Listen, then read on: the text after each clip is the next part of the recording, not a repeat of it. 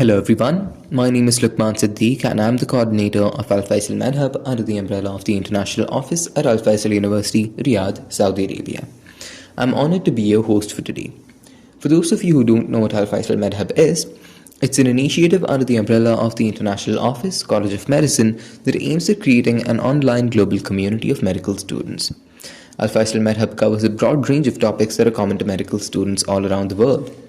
Our primary objective here at Alfaisal MedHub is to help medical students learn more about the career opportunities available after graduating, as well as the steps involved in pursuing them. Since medical students are always confused about the path that's ahead of them, Alfaisal MedHub's Career Guidance series addresses this challenge through the perspective of accomplished and experienced seniors. Today's talk is going to be another addition to our Career Guidance series US Residency series. Before we begin, I'd like to mention that these talks are brought to you in partnership with AMBOSS.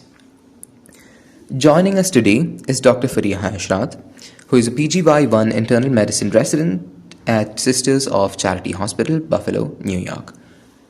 Dr. Fariha, we are truly honored to host you today. Thank you kindly for accepting our invitation. We'll now begin the talk.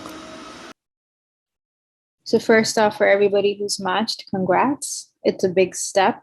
And it gets tough after, but you've come a long way. And it's always important to remember that you've come a long way. And so whatever's coming afterwards, you've definitely got the tools to get through that. All right. Next, the different kinds of visas that you can process. So most people will end up getting a J1 visa, which is an exchange visitor visa. The exchange visitor visa is a very straightforward process, I think. It's just your GME is going to be very helpful in processing that for you. And then you have an H1b visa. So there are specific programs that will process for an H1B. Not all programs do it. And then some programs will have like a cap. So for example, this program is only allowed to process 10 H1B visas. So they're going to be very specific about who they give it to. And it's usually going to end up being either like people who are very unique, or people who, for some reason, aren't able to process a J1. Because for some countries of origin, it is difficult. Some specific situations for students, it would be difficult to process for an H1B, J1, so they'll need an H1B. Along with this process, you'll also end up looking for your dependent visas. Dependent visa is for spouses and children, so you'll be able to bring in your partner, you'll be able to bring in your children as a J1 or an H1B. However, you won't be able to bring in your parents, your siblings, if that is ever a question for you. All right. So, Saeed Osama. Hi, yes. Yes. Yeah.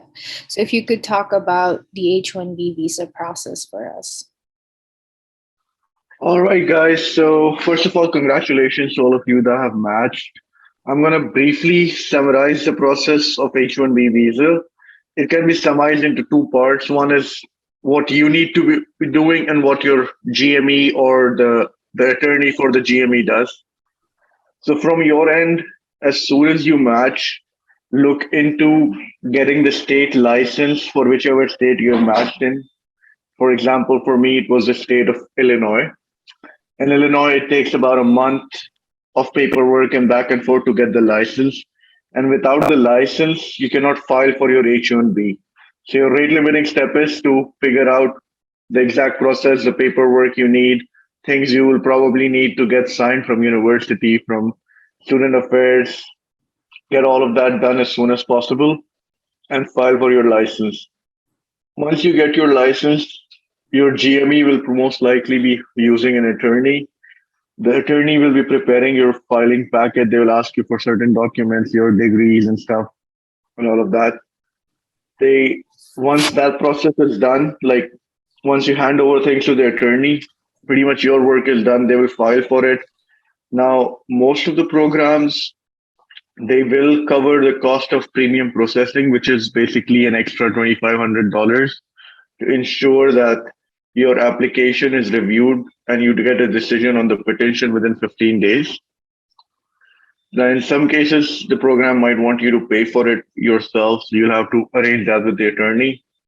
Now, without premium processing, it can take even up to like 6 months or 7 months. So the option of not using premium processing is just not there. You need to be able to get things done on time. So after that petition is filed, the petition is called an I-129. Once it's filed by your employer, within the 15 days, you will get a response and you'll get a new document called I-797. This is the document that basically is from your USCIS, which is going to state that, like, your duration of how long you're supposed to be working in US. Usually in the case of like an internal medicine program, they file a petition for all 3 years you're supposed to be working. Now, once you have the petition, you're supposed to apply for the visa at the nearest US embassy or consulate. For that, you need to get an appointment, fill out your DS-160. Once you have that filled out, you will next, try to get the closest date. And in the appointment, they'll review your I-797. And based on that, they'll grant you the visa. So that was the big picture, or the summary of it. Anyone has any questions?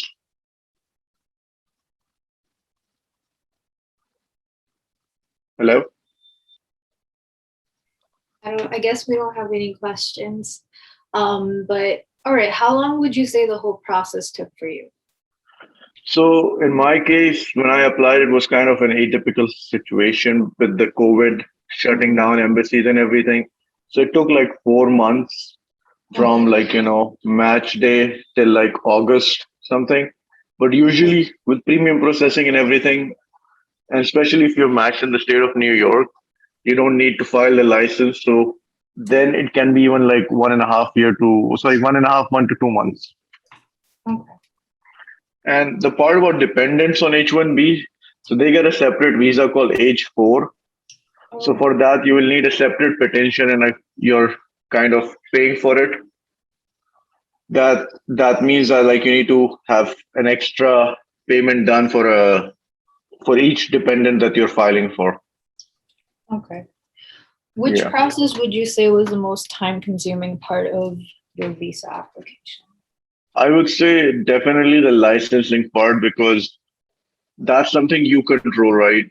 The rest of it, it's up to the attorney how quickly they file, how quickly USCIS renews. So your goal should be to try to get your licensing filed the week that you have, once on Friday which program you've matched with, start looking up the state's requirements, gathering all your documents. By next Friday, you should have tried to submit the application, because these licensing boards get a bunch of applications at the same time because a lot of people have matched. So they take their 2 to 3 weeks of processing. One more thing I would suggest is, once you file, after 1 or 2 days, just call the licensing department, let them know that you need the license as soon as possible for H1B, so they can prioritize your application over other applicants, let's say the American graduates or J1 people who don't need their license immediately. All right. I see there is a question by someone here.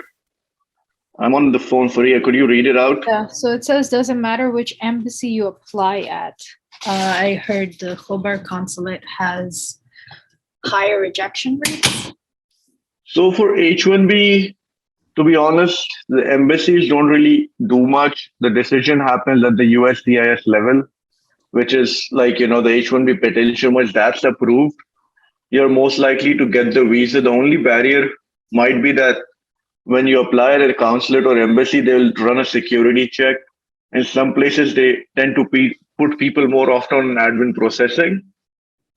And that doesn't result in rejection. What it does is delay things down, because admin processing can go from 2 weeks to 6 months. And it's very hard to predict how long it will take.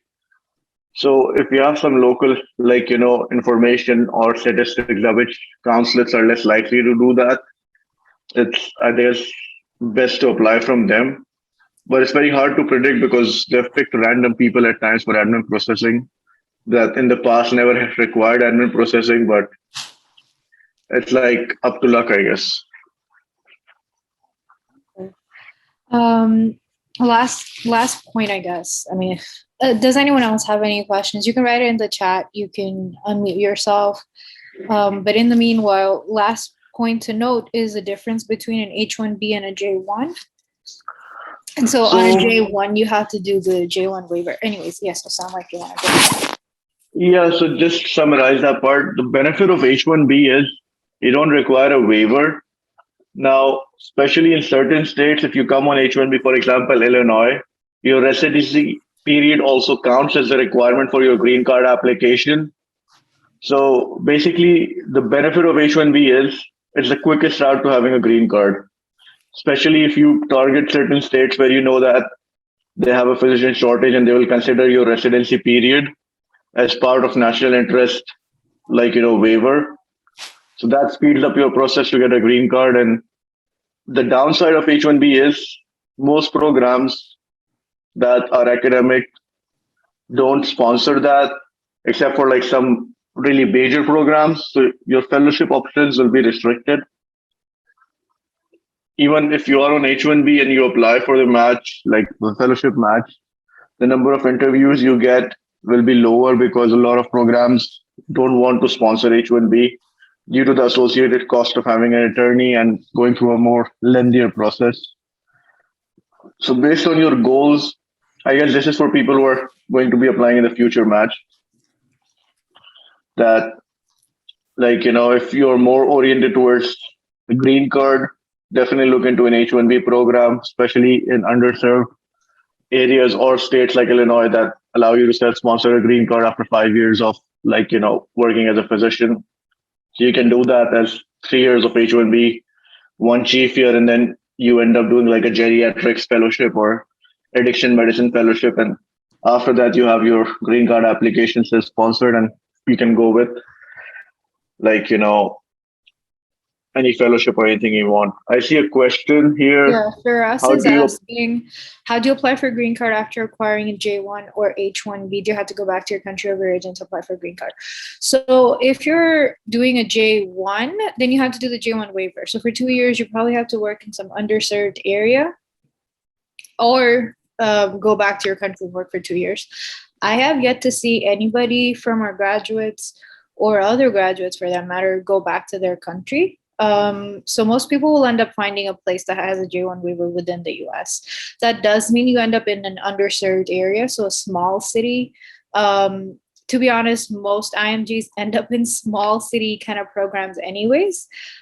Depends. I mean, a lot of you are in very big programs, but you might find a place nearby to you that might have like a J1 waiver, or you might have to move to a different state and then find a place with a J1 waiver. After the 2 years, I believe you can apply for your green card, right? And those 2 years do count towards your thing. So from what I remember, I believe it's 3 years. The 2 years is if you go back to your home country. 3 years if you're outside. Yeah, if you're like within US, you're working in, let's say, a hospitalist position or something, or a primary care waiver. But as someone mentioned here, yes, some of the fellowships do count as part of your waiver requirement, especially stuff like nephrology or things that are going unfilled in underserved area. One more thing about underserved is it's not about a big or a small city. It's more about the population to physician ratio thing. So, for example, Chicago falls as an underserved area, although it's a big metropolitan city. New York, part of New York, like Brooklyn, Bronx, some of those hospitals do count in underserved areas too. It's more about if no one wants to live there, either due to the high cost of living or crime or whatever reason, it's going to become an underserved area for physicians to work in. So with regard to the waiver, it shouldn't be that difficult of a thing, especially if your aim is ultimately to go for a fellowship. It doesn't matter, you'll finish your residency and directly go for a fellowship. Yes, Jude, you can start fellowship before doing the waiver, and as you mentioned, and as Osama just mentioned, that part of your fellowship might your fellowship might be considered as a waiver depending on where you get the fellowship position. But yeah. Yeah, so Do we have to go? Okay, so Rohan has a question. Do we have to go back to our home country for visa stamping if someone is in the US already and J1 research and needs a J1 transfer? Can it be done in any other country? It can be done in other countries. So I know that there are people who travel to Canada to get the visa process just because that's nearby, or Mexico, I guess, if you're sort of more south. Yeah. So yeah, just to add on to that. So if you want to just stay in US and continue working, we can do a what is called a change of status with USCIS from J1 research to J1 clinical. Now on that you can continue working, but of course once you exit US, you will need a visa to re-enter. So you will need to go to any of the nearest embassies or consulates, not necessarily your home country, as Fariha mentioned.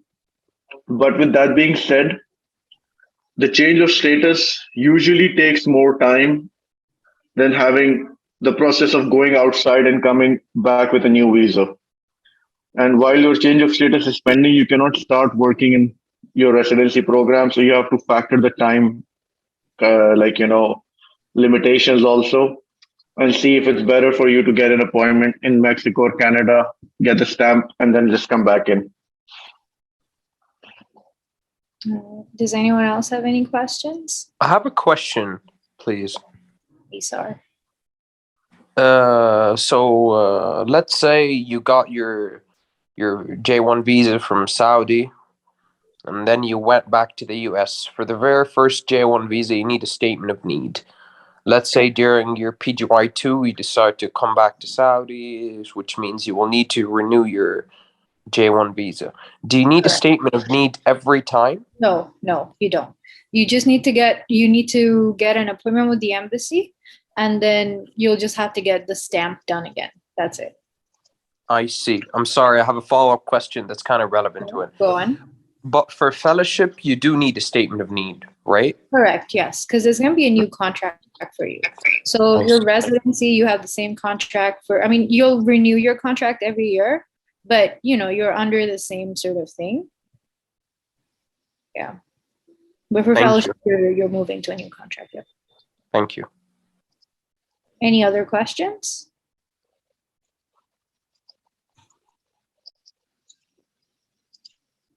Actually, I do have one more question. It's pertinent to Saudi as well. Yes. And Jude has a question over chat. Jude, the statement of need. Okay. Yeah, I'm sorry, I forgot it. You can keep on now. You can keep going. When I remember it, I'll interrupt. Sorry. Okay. So Jude is asking, is it easy to get a statement of need from Saudi Arabia? So last year there were people who applied to the US applied for their residency with a statement of need from Saudi Arabia. I would say that you need to reach out to Dr. Khalid, right? Like tomorrow morning. Tomorrow is a day of work for you guys, right? Yes, yeah. So reach out to Dr. Khalid tomorrow morning, all right? And remember, there are specific rules to getting your statement of need the right way. I will go through them, but what's important is that someone from the Ministry of Health specifically emails or specifically mails it to the ECFMG place. Because what happened last year was the first time they did the statement of need, they printed it out and sent it to us, and then I think graduates had sent it out themselves, which was a very difficult process because then they rejected it, it came back, it took some time. So it is possible to get a statement of need from Saudi Arabia. It shouldn't be too difficult. Dr. Khalid will help you get it. But you're going to have to make sure that it's sent from the Ministry of Health directly to ECFMG, which they did do last year. So they should be able to do that again this year. And yep. All right. I remembered the question again. I'm sorry to interrupt, Fariha. Yeah. So again, it's pertinent to Saudi. So can you get the statement? Can you renew your visa on a visitor's visa to Saudi? Let's say your POM expired. This can get to. I'm sorry, it's a bit of a. Yeah, you should be able to do that. I do What know about someone Mexico or Canada? has done that in, I think last summer. Uh-huh. And I remember that she traveled to Saudi Arabia. She was on a visitor visa. Her comma was over, and then she was able to go to the embassy. And it depends on how long the embassy takes to process your visa. And then at the end of your vacation, you pick it up and you head back. All right. Next, do you guys? Okay, someone's asking. Do you guys know if we can apply to the match with temporary protected status? I'm unsure of what that is. I don't know what TPS or temporary protected status is. That is the people who've applied as a refugee and they're waiting for their paperwork. I see Osama nodding, so I'm going to guess that's yes. Yeah, you can apply to the match with that. You can, but it again is a program-specific restriction. Some programs will be willing to accept people on temporary EADs. So after your TPS, you have to file for an employment authorization document or EAD. If it's a temporary one, some programs might not interview you or might not rank you. Again, it's kind of like the same thing. Some programs don't sponsor a visa because they don't want to deal with the uncertainty of matching candidates or whatever their criteria is. So it will be limited opportunities, not as many as if you had a full-term EAD, which is like when your temporary status application is accepted and your green card is in the processing. So if you have a full-term EAD, then it will be much easier, but you can always try your luck while you're on temporary protected status. Even let's say your temporary protected status doesn't work out, the program might be able to sponsor you on an H1B or something. And there are a couple graduates from our med school who have done that, so you guys might be able to get some help reaching out to them. Firas is asking, what is a statement of need? So a statement of need is, I'll show it to you guys in a bit. Let's see, it's here in the presentation. Okay, so the ECFMG has a very specific format for what a statement of need is. As you can see here, that's sort of like step one, and then what they have. One second, where's the pointer thingy? All right, so here where it says step one, and then this space, this is sort of what like a template of your statement of need will be. It basically says that the country that is giving you the statement of need needs physicians are going to be trained, and that's why the US is taking you, and they are giving you that statement saying that you need to be trained in the US specifically, as opposed to training in the country that you already live in, and that this country approves of you to do this, this training in the first place. That's kind of that. Right. Does anyone have any H1B specific questions? Osama is here from ICU. He's currently on the floors and he's a senior on the floors. So if anyone has any H1B specific questions, if you could direct them at Osama now, and then I will answer the remainder of your questions as I'm around.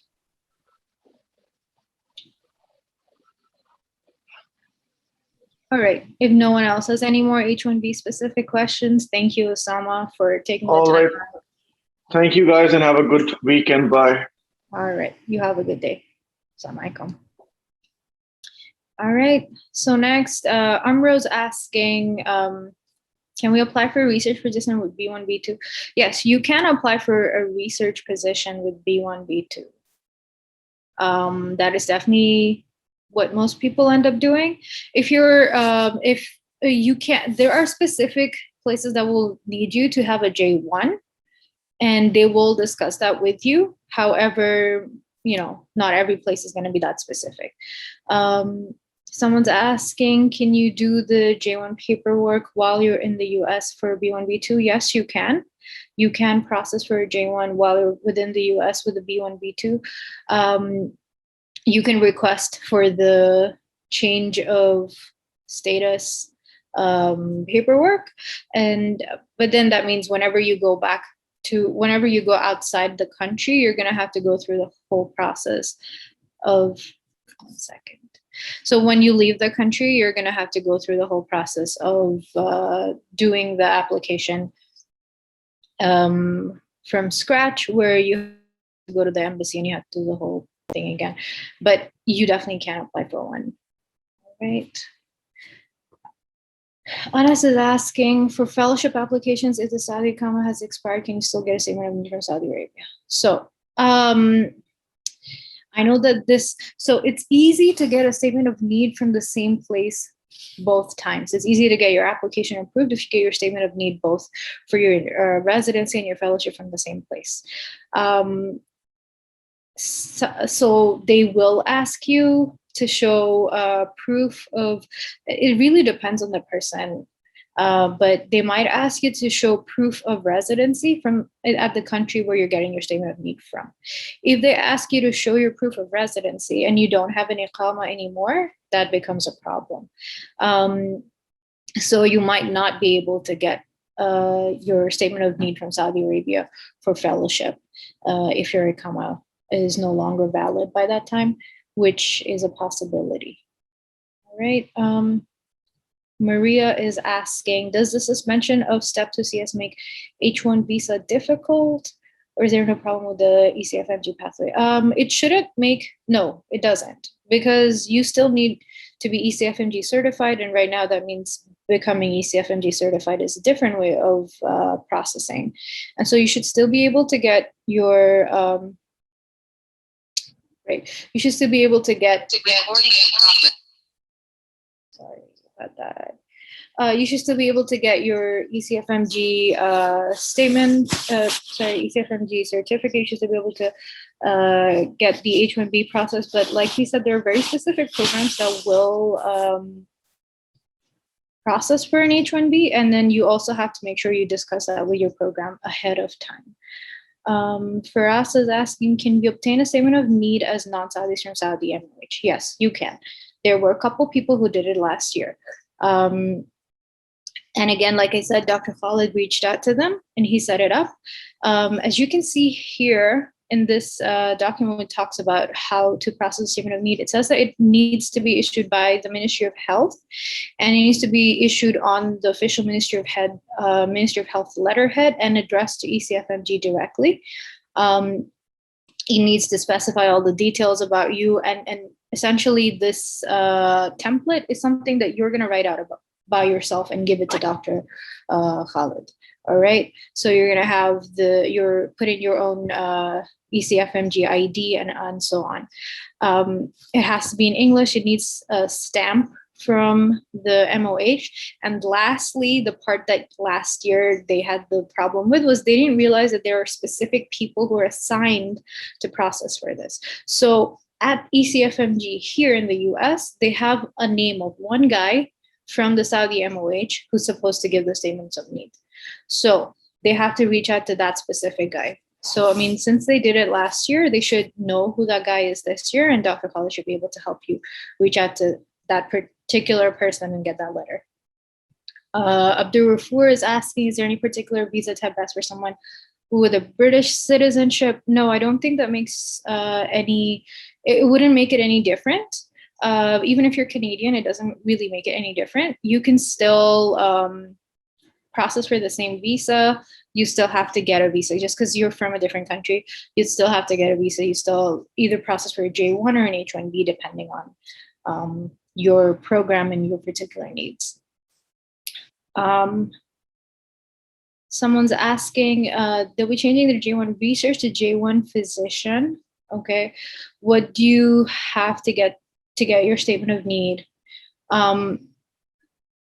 So you have to get your statement of need from whichever country you're from.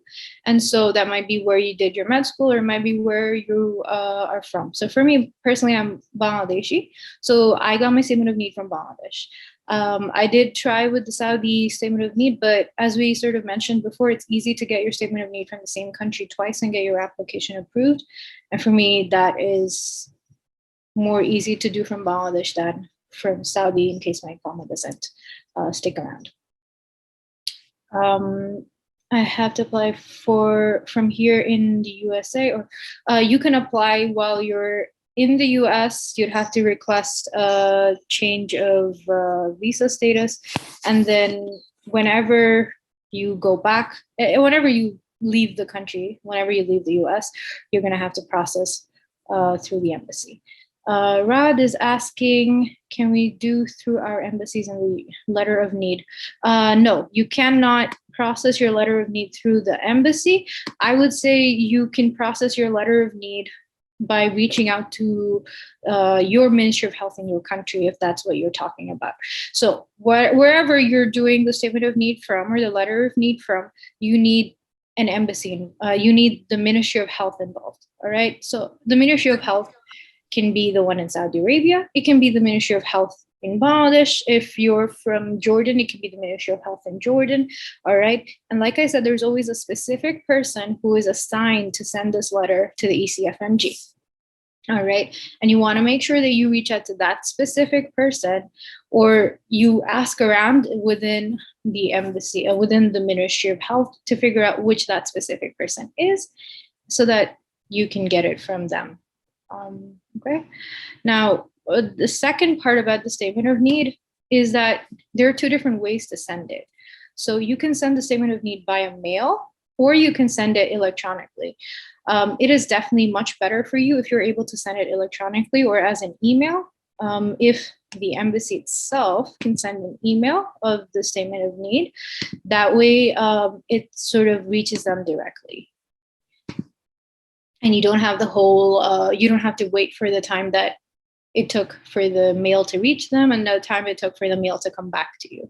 All right. For those who are sending a physical letter of need or a statement of need, you can send it to the specific ECFMG location noted here. However, you would have the difficulty of waiting the couple days that it takes for them to receive it, and then there'll be a couple days for them to process it, and then they'll let you know that, oh, the statement of need is not acceptable, you have to change something around. And so that's a much longer wait time. If you're able to send it as an email, it's just like, oh, the next day you might be able to find out what happened. Isar is asking, can you get a statement of need from Saudi for residency and then for fellowship obtained from a different country? Yes, you can. You can definitely do that. And of course, it makes sense that our residencies can change. So you definitely can obtain that. As I said, I've heard that it's more difficult. However, I don't know anybody who has done the different thing and then had any difficulties with it. Jude is asking, are applicants from all countries subjected to the waiver? Some may be exempted.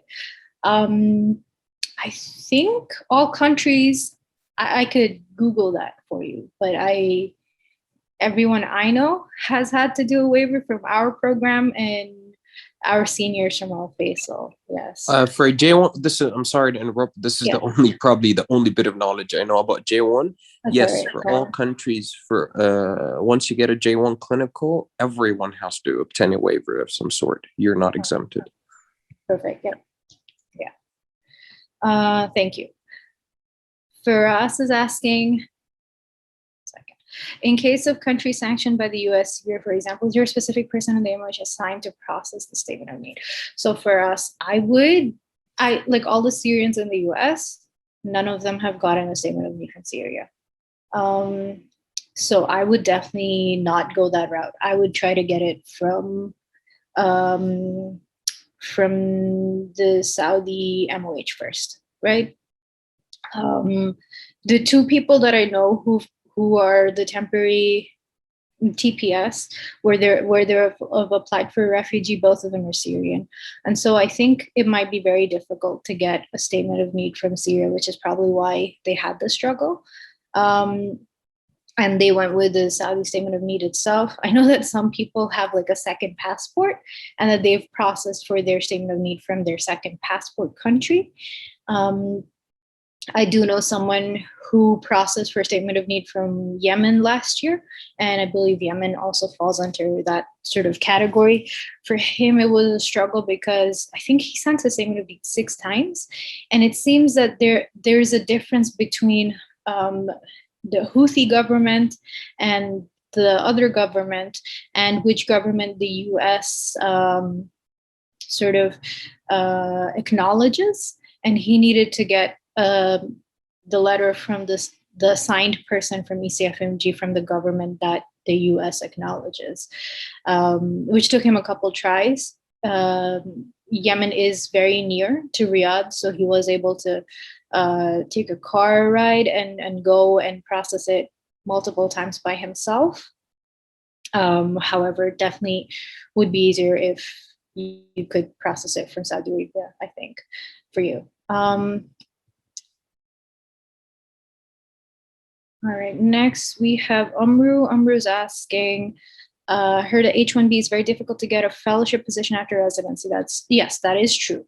That is true because most residency programs, most fellowship programs, if you look through their websites, it says they prefer J1. Just because the cost associated with an H1b is a lot, and an H1b is a job visa, which is why you don't have all the strings attached of like a waiver. You don't have all the other issues that come with it. However, definitely it is more difficult to find a fellowship position. You might want to go for a transition from H1B to a J1 if really you can't find a residency position that you like. As Osama mentioned, you can look for positions which go unfilled, positions where that are in underserved areas where you might be able to process with an H1B itself for the fellowship. Next, we have Namir from Jordan.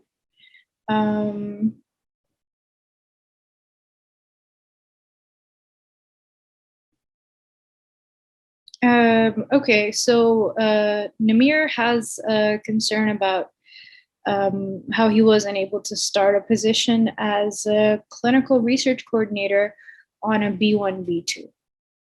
I mean, I think you should just reach out to the university that you wanted to work with and then talk to their they should have someone like a GME person. They should have a person who's assigned to HR, who's assigned to research coordinator positions, and then you can talk it out with them. Whatever their supervisor is, talk it out with them, explain what your situation is, and see where you can go from there.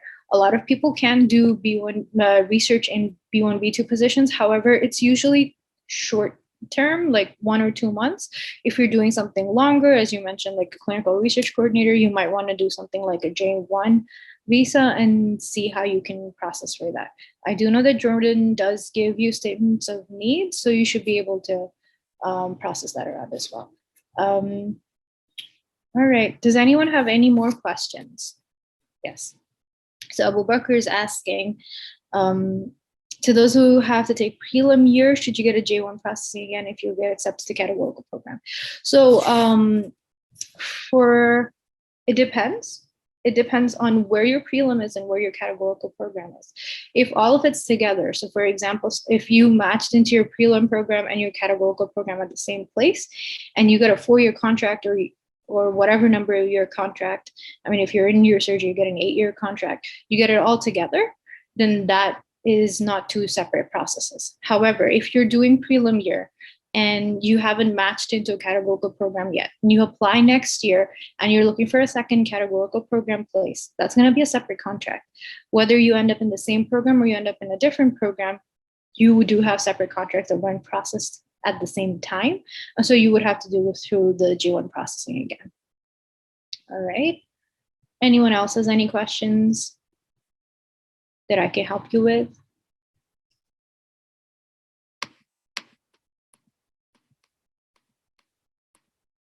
All right. If not, I was just going to go over what the process is for the J1 visa. That's because that's what most of you will end up applying for, and that's what I myself am familiar with. So from the get-go, you want to remember that your your GME has probably already sent you a couple emails. The first of which is signing your contract. And so that's going to be the first step towards your visa processing. After you sign your contract, they will send you an email which says that they've started processing for your visa application. Your program itself from their GME, their Graduate Medical Education Office, will have to put in an application for you on to ECFMG. All right, it will show up in your email as sort of like this, right? The new visa, J1 visa sponsorship appointment profile, and it's going to come from EVSP. All right, and that's who's going to help you process your visas. So you go to Oasis, and so if you log into the ECFMG website, all right, this is your ECFMG website. You see all the way at the bottom there, you'll get like a tab that says J1 visa sponsorship. All right, and you want to go into that profile itself and upload all your documents. So they're going to ask you for specific documents. I sort of did a screenshot of my documents. So you can see here it says submissions on the right-hand corner. And then these are all the documents that I had to upload. So my program coordinator is Melanie Santillo. She's from the GME office for me. And yes, Numair, this is recorded so you can watch it later. So this is the contract itself, and she uploaded that. However, you can upload it yourself as well. The reason she uploaded it is because after I signed it, my PD had to sign it, and then she was able to upload it. Your CV. So they have a very specific requirement for your CV on the Oasis website for your J1 processing. You can literally use the CV that you sent and you uploaded for your residency application, but any time that you had off, you have to like write it as like time off. All right, that's the only actual difference. That's the only thing that they will check for, and they will send you back. They will ask you to re-upload your CV if that doesn't go their way. So when you're looking through, like for example, if you graduated med school, it says in June, and you started as a TA in September, you have July, August in there, right? So you want to, I mean, it's essentially, it's summer vacation, but you do have to put it in, right? Like, you know, July to September of 2021 or 2022, and then say like vacation or time off, all right? You don't have to explain yourself. You don't have to do anything else. Just write time off or study time or whatever in any time that you took off and you weren't actually working. Next, you have your passport biographic page. You want to remember that your passport has to have at least 6 months in. So in case you don't already have a passport that has 6 months on it, you want to send it for renewal as soon as possible. In the meanwhile, you can upload the passport that you have here.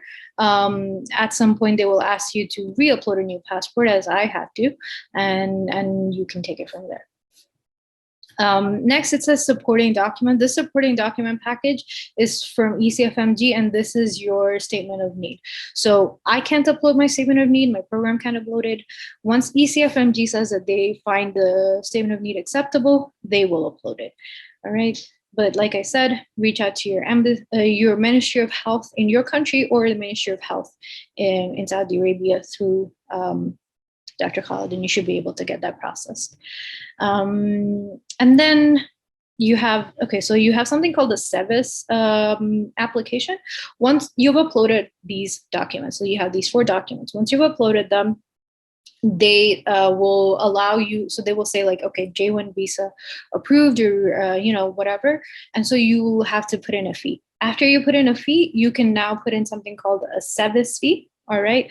So when you put in, so once you put in the fee itself, they will start processing for something called the DS 2019 for you. All right. And your DS 2019 is your supporting document with your visa stamp, and it's going to be important for you throughout the time that you're in residency and you're carrying this J1 visa. All right. So Once they approve for your J1, they're going to send for a DS 2019, but you have to pay a service fee. So you're paying 3 different places. First, you pay on the J1 visa portal itself on Oasis. Next, you pay the service fee, which is a separate website. And then finally, you're going to have to pay the embassy to do the appointment, which is how you did your appointments when you were doing for a B1, B2, for example. Okay. So once they approve your J1 and everything, they're going to send for the DS 2019. The DS 2019 takes around a week for your program to get, and then your program has to send it to you. All right. So once they tell you like, oh, you've been approved, we're going to send your DS 2019, let your program know and tell them that once you receive it, please send it back to me. You can ask your program if they will send it to you in like if they send it to you in expedited mail, or if you can pay them so that they can send it to you in expedited mail. Most programs will send it to you themselves, and that's good, because most of us are international right now, if you're applying for the J1 itself. And so once they send you the DS 2019, you need your visa appointment. For your visa appointment, the DS 2019 needs to be with you, because you need to take it with you to the appointment itself. But it can be difficult to find an appointment date for the visa. So whenever you feel like, so for example, once you get your email that says like, oh, your DS 2019 has been approved and you're going to get it, you can calculate out like, okay, it might take 7 days for them to send it to my program. It might take 3 days for the program to send it to me. So that's 10 days from today. And so I want to put in for an appointment maybe 15 days from today, in case somewhere along the mailing system, it takes a little more time. All right. And so if you can put in for a date 2 weeks from then, that should help you sort of save some time instead of you putting in for it once you actually get the mail itself. If your program can send you the tracking number, then you can know which day you expect to get it. And then you can put in for an appointment maybe the next day. Once you sign up with the embassy for that appointment, it's really the same application that you did for your J1. All right, so here it says, this is your DS 2019 was approved. You can now pay the service fee and you can set up your appointment date. And you pay the $220 to ECFMG. You pay $350, I believe, for service, and then 650 riyals for the US Embassy. All right. Things to take to the US Embassy: you want to take your passport, you want to take your appointment letter, which is essentially your contract, and then your DS 160. The DS 160 is the application that we always put in for the embassy itself. So that's where you put in the date for the embassy appointment. One important thing about the embassy appointment is you can change the date twice without paying anything. So that means you can get 3 dates without having to pay again, or without your application getting canceled or whatever. So don't use it up before you need it. All right. So for example, if you aren't getting your paper in time and you realize that there's going to be a delay, you can change the date then. If you can keep refreshing the page and see if you have a new date or closer date available, and you can put it in for that. In the meanwhile, you can ask for an expedited appointment. For your expedited appointment, to ask the embassy to see you, sooner rather than later, you can ask your program to send you a letter. Your program can send you a letter that says like, you are an essential employee. It is important that you're there on 1st of July or a week before that for your orientation. Because as a healthcare employee, you are an essential employee and you will need to be there in person as soon as possible. That letter can help the embassy sort of consider things. I remember someone here mentioned something about Khobar being a better embassy and so on. I don't think that there was anyone whose visa got rejected unless you personally had some concerns. So for example, if you've applied for if you have like a brother in the US and you've applied for you and your brothers applied for you to immigrate to the US, and in the past you have had rejected applications for that, then if you apply for a J1, this might be a problem. Other than that, unless you have a specific scenario like that, you shouldn't have a problem with the embassy itself approving your application. You do want to remember that, as Osama sort of shortly mentioned, some people can go into administrative processing. If you look into the whole thing about administrative processing, they will tell you it's abstract and they do it at random. However, out of experience, I will tell you that some people's names are tagged. If your name is tagged, then you have had struggles with your B1, B2 in the past, and you might already know it. They have a database of like people who, have had terrorist activity or whatever. And if part of your name matches that, that takes you into administrative processing time. Legally, administrative processing time can go up to 6 months, which is a very long time. But most of the time, it's within a month. 4 weeks to 8 weeks that you will get your passport back. So for me personally, I know that my name seems to cause some issue, and every time I end up going into administrative processing. So I took that 4 weeks into account. Even with that, you will still have time just because you have 3 months there. So if you're able to get ahead of the process right now, you should still be able to have time to do that. If you are from specific countries, they might take a little longer to process you. Last year, we were told that Sudan and Yemen would be on that list. However, I do know people from both those countries who did not have an administrative processing time in that. Sometimes they will do it randomly. But either way, you always want to remember to not take in the stress of the small setback from the big thing that is happening and that is going right for you. You can discuss it out with your program. Most programs are actually they're very understanding of things that are out of your control and things that are out of their control, such as the embassy taking time to process your visa. And most programs will let you know that that's okay.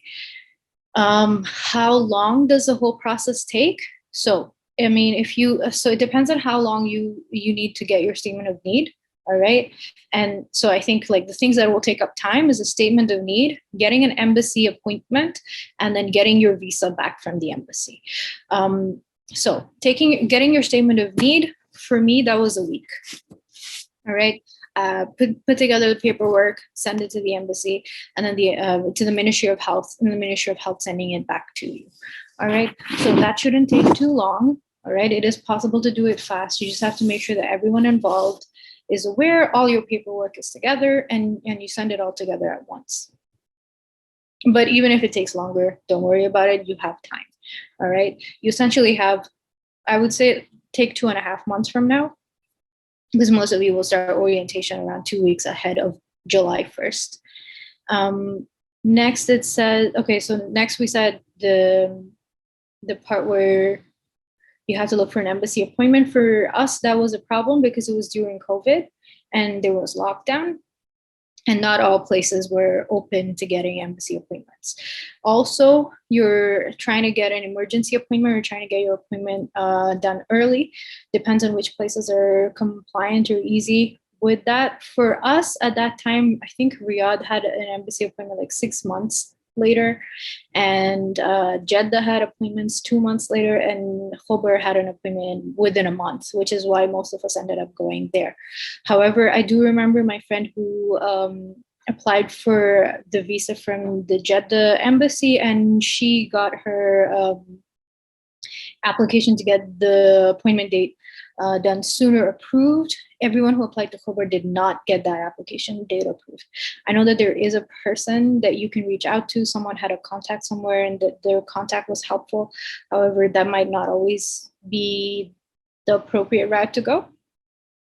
And so, yes, if you're looking for an appointment date, like I said, try to get it sooner rather than later. Riyadh has been pretty helpful to get for people to get like a date that is sooner. Jeddah has done that. Khobar, I think the embassy at that time didn't have a lot of space. They had like maybe 4 hours that they were working, and there were like 2 people at the embassy itself. It's a very small consulate. they weren't able to really push anyone ahead. So that's the second thing that took time. And then lastly, like I said, the time that if you go into administrative processing, that's the time that it can take. I know that there are people who got their visa back within a week or two. All right, and it would be just like like when you apply for a B1, B2, which technically you could get it back within 5 business days, and that would be a week. However, they can take up to 14 days, or they can send it to administrative processing, which can take even longer. So I know that that's not a very good answer to your question, because there are different things that might take different time for you. Did my J1 go under administrative processing too? Yes, it did. And in the past, I have had a B1, B2 that went into administrative processing, even when I sent it for renewal. So, but it took a month. So it wasn't too long for me. So personally, for me, I started my residency, I started 1 week late. And so for me, that was, I guess I would say it took me 3 months to process all of this. Yep. Anas is asking, so is it okay to upload the passport even if it doesn't? Yes, you can upload your passport even if it's less than 6 months. Even if you have less than 6 months in it. And then afterwards, when you're done with the whole thing, you can re-upload a new passport when you have your new passport out. ECFMG might, they might want you to put in your new passport already.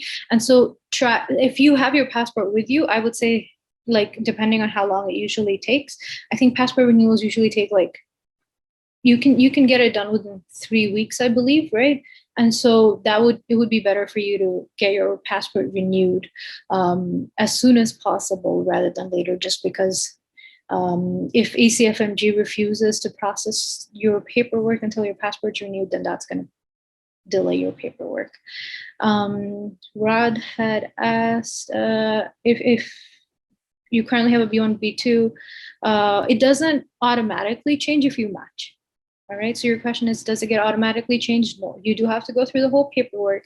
You have to apply for a J1 visa, and you have to apply for a J1, B1, B2 to J1 exchange or transfer, I guess. And then that's going to be a process for you. All right. And then when you renew it, so every year you're going to have to renew your J1. All right. So if you're in a 3-year program, like this year, I renewed my J1. Personally, my J1 stamp on my passport says it's valid for a year, which means this, up till July this year, I should still be able to travel back home without having to get a new stamp. If I travel back home after July this year, then I'm going to have to get a new visa stamp on my passport. For that, I would say put in for even before, when you book your flights, all right, put in for an appointment at the US Embassy, and then depending on how long you think you'll take. So if you have just a 2-week vacation, a lot of people have done it. I know at least 4 people who've done it this year who applied for a J1 renewal within 2 weeks. All right. Personally, just because I'm worried about the administrative processing time, I'll put in for a 4-week vacation, and then I'll put in for a date the morning after I end up in Riyadh, right, for an embassy appointment. And then if they take 4 weeks to process it, they do. Like I said, most programs are actually quite understanding of the fact that some things are out of our control and we have nothing to do about it. And I know people have started a month or 2 late and they're still doing okay. Doctor, I'm sorry to interrupt. I have a question. Yes, Isa, go on. If you don't end up leaving the US for the duration of your residency, you don't need to renew your J1. No. So if you do need to renew your J1, but if you don't leave the US, all right. So if for the next 2 years I don't leave the US, I never have to go to an embassy to stamp anything. But it's an online process. So every year you do have to make sure all your documents are updated. So you're going to have to sign a new contract every year.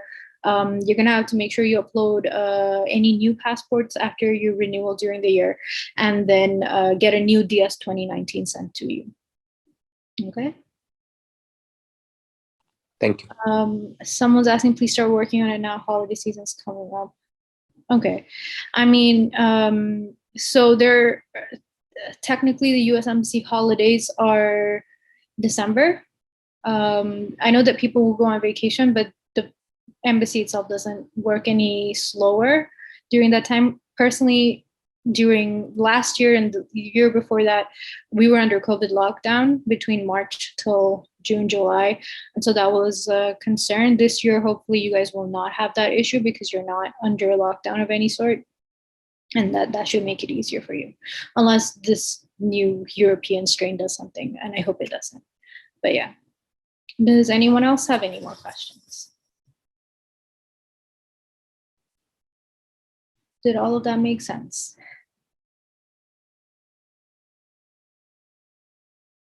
All right.